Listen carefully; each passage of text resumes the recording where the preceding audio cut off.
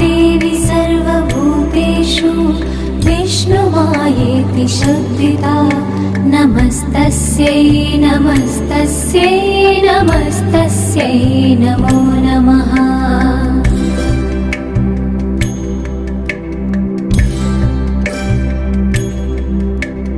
या देवी सर्वभूतेषु चेतनेत्यभिधीयते नमस्तस्यै नमस्तस्यै नमस्तस्यै नमो नमः।